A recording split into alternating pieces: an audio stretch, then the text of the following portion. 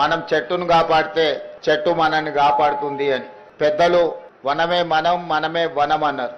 వనం పెంచినప్పుడు మనం జాగ్రత్తగా మనం అభివృద్ధి పదం వైపు నడుస్తామని. ప్రకృతిని కాపాడుకుంటే ప్రకృతిని మనల్ని కాపాడుతుంది అనేది అనుభవాల నుంచి నేర్చుకున్న పాఠం.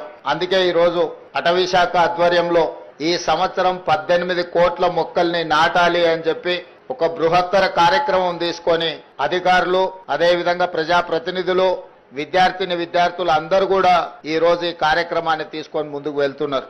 అమ్మ పేరు మీద పిల్లలు చెట్లు నాటితే తమ పిల్లలను చూసుకున్నట్టుగా పెంచడానికి అమ్మలు కూడా తలా 2 చెట్లు నాటి పెంచితే తెలంగాణ మొత్తం హరిత వనం అవుతుంది. తెలంగాణ మొత్తం ఆకుపచ్చ తెలంగాణగా మారుతుంది. ఈ రోజు అమ్మ ఒడిలో, అమ్మ బడిలో, అమ్మ పర్యవేక్షణలో ఏమి ఇచ్చినా వాటికి రక్షణ ఉంటుంది. ప్రతి ఇంట్లో కనీసం 2 చెట్లైనా ఈడికొచ్చిన మా అక్కలు నాటాలి, వాటిని కాపాడాలి.